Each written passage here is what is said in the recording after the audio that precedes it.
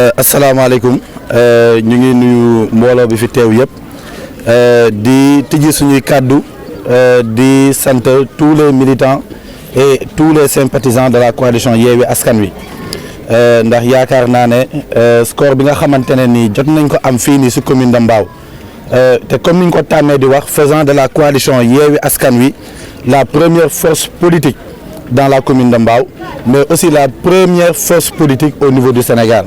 Donc loolu noonu jot nañ ko gis ci résultat yi nga xamante ne nii génn na ci bureau de vote yi mu nekk un vote boo xamante ne nii essentiellement ñi ko def dañu nekk ay résidents de la commune de Mbao maanaam ku ci dëkkul Kër Ndeye Fall yaa ngi dëkk Zac Mbao ku ci dëkkul Zac Mbao yaa ngi dëkk Petit Mbao ku ci dëkkul Petit Mbao nag yaa ngi dëkk fii Grand Mbao moo tax ñu am mbégte bu rëy contentement aussi tamit bu am solo ci taxawaay bi nga xamante ne nii tey waa Mbao yëpp bokk nañ am ko ñu ne am nañu yaakaar tey jii ci coalition Yewwi Askan Wi parce que gis nañ jafe-jafe yi nga xamante ne nii askan bi ñu ngi koy dund gis nañ tamit maanaam acte yi nga xamante ne nii ñu ngi koy ñaawlu tamit te waa coalition Benno Bokk Yaakaar tamit nekk sa bopp ba ci kaw acte yu ñaaw yooyu nag ñun lu ñuy dénoncer tey jii mooy les magouilles et les cas de vol les cas de tricherie yi nga xamante ne nii le ministre Abdou Karim Sall moom moo ko jiite parce que démb wax naa ko il a été le premier au niveau de Mbao à être interpellé ndax ci centre de vote bu Petit Mbao yéen ñi fi toog am na amaana ñu mu fa fekk fa lañ njëkk a déployer une population bu xamante ne ni dëkkuñu ci biir Mbao te ñun lu ñu wax mooy képp ku dëkkul Mbao nga nekk Lébu nga nekk Séeréer nga nekk Joola nga nekk Alpulaar boo dëkkul Mbao amoo sañ-sañu tey jii voter dans la commune de Mbao ndax jafe-jafe yi nga xamante ne ni askanu Mbao ñoom ñoo koy ressentir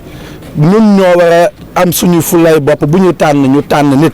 bu boobaa lu ñu su fekk nag ñu xam ne ñun ñoo ko teg suñu bopp mais lu ñu dul accepter nag nullement mooy que la personne de Abdou Karim Sall malgré tous les moyens de l'État yi nga xamante ne ni am na ko ñu gis au-delà tey du vol bu muy def de la corruption au niveau de la commune de Mbao jël xaalisu askan wi di ko pasare di séddale ay 500 000 ay 1 million indi toute une population de Orkadiéré dans la commune de Mbao te taxul sax mu am benn écart bu xamante ne ni bu am solo la loolu nag bi ñu ko gisee nag ñu ne ñun on récuse les résultats yi nga xamante ne ni tukkee na ci centre de vote yi rawatina ci centre de vote bi nga xamante ne nii moo nekk Cité Ndeye Marie ak centre de vote bi nga xamante ne nii moo nekk au niveau de Petit Mbao tey bi ngeen saytoo résultats yi di ngeen gis au niveau des 4 localités yi nga xamante ne nii moo nekk fii nii au niveau de la ZAC de Mbao Abdou Karim Sall malgré son vol 33 voix la ñu fa ëppalee au niveau de Kër Ndeye Fall malgré le transfert d'électeurs et le vol de Abdou Karim Sall mu ngi à peu près à 36 ñu nekk à 34 bu ñu ñëwee fii au niveau de Mbao ñun aussi ñoo ko devancé de 1 wala de 2%.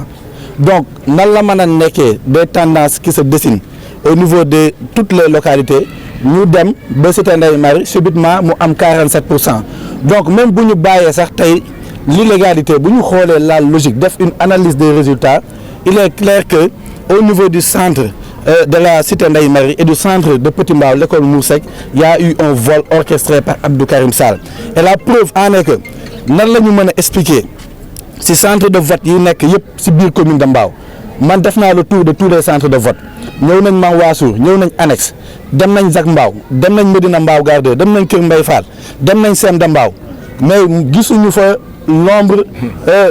de dispositifs sécuritaires bu xamante ne ni bu am solo la li ñu fa gis juste mooy des agents yoo xamante ne ni dañuy saytu kaaraange gi ce qui est le plus normal mais comment ça se fait dans le bureau bi nga xamante ne ni Abdou Karim Sall fallait transférer des populations n'habitant pas dans la commune de Mbao et ça on va le vérifier on va déposer les recours à qui de droit et ces résultats nous l'acceptons pas donc comment ça se fait que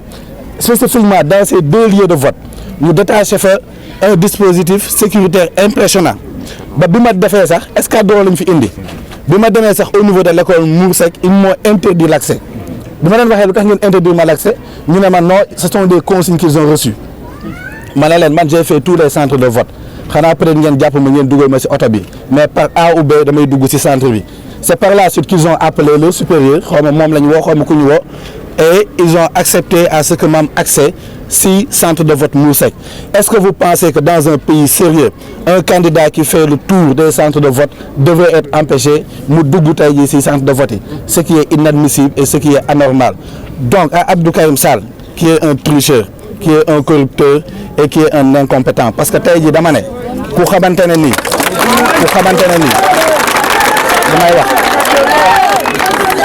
ne nii il a un budget de 25 milliards defarul mbaaw kii a un budget de 44 milliards defarul mbaaw du bu amee budget 1 milliard lay defar mbaaw bu fekkoon sax tey jii tële kese la sax ñu mën a wax mais boo bëggee tële boo gisee boole njuuj njaaj bu boobaa di nga fi fekk la population de Mbao. Et l'autre fait bi ma koy interpellé et ça je l'interpelle directement gis nga fii la commune de Mbao ñun ñoo ko moomal suñu bopp kenn moomuñu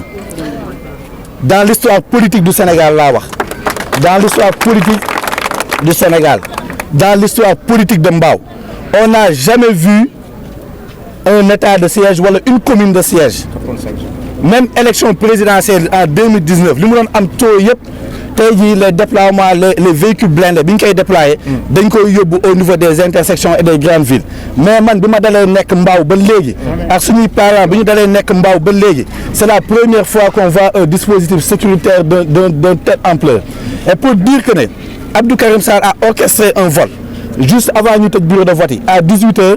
on a vu des véhicules blindés on a vu des fourgons stationnés devant sa permanence donc lu ñuy wax mooy que ne fii Mbao ragal dëkku fi ñun lu ñuy def ñame nañ ko te lu ñu moom dinañ ko dem jël ba mu mat sëkk kenn du ñëw fii nii dans la commune de Mbao fekk ñu fi muy Kër Ndeye Fall muy Zac Mbao muy Petit Mbao muy Grand Mbao du ñu xooxatal jamono ji may wax ak yéen ils sont en train avec les militants et je vais vous dire encore un fait inédit aujourd'hui les militants de Abdou Karim Sall sont avec la gendarmerie au niveau de l'intersection de Petit Mbao en train d'attaquer la population de Petit Mbao. Est-ce que vous pensez que ça c'est normal? Quoi qu'on puisse dire, le maire sortant mu liggéey mu ñàkk liggéey il a eu le mérite d'être un maire pendant 7 ans wala 8 ans ak lu mu mënti def ak quel que soit tey jii les relations qui existent entre les deux personnes je pense que c'est de la lâcheté d'utiliser les moyens de l'État di xoxatal maanaam ñi nga xamante ne dañuy yeewoo ci biir commune bi rawatina la maire de la commune de Mbao. Donc lu ñuy waxaat mooy lan mooy que nous restons mobilisés te gis nga Abdou Karim Sall duñ ko may tarafatay ay di si li nga xamante ne ni dina ko def gis nga ñun on est la première force politique de cette commune te on va lui montrer ça. te lu mu si bañul nag ñun bañuñu ko si donc on appelle tous nos militants tous nos sympathisants toute la population de Mbao à se tenir à nos côtés pour mener ce combat là te on va le mener dignement fit bi am nañ ko fi ñu jëm xam nañ ko ñi nga xamante ne nii aussi tamit ils doivent porter le combat de manière légale aussi tamit on va le porter de manière légale donc kaddu yooyu noonu la ñu amoon ñu bëggoon ko partager yéen ñu leen di sant encore bu baax a baax di sant mbooloo fi teew yëpp.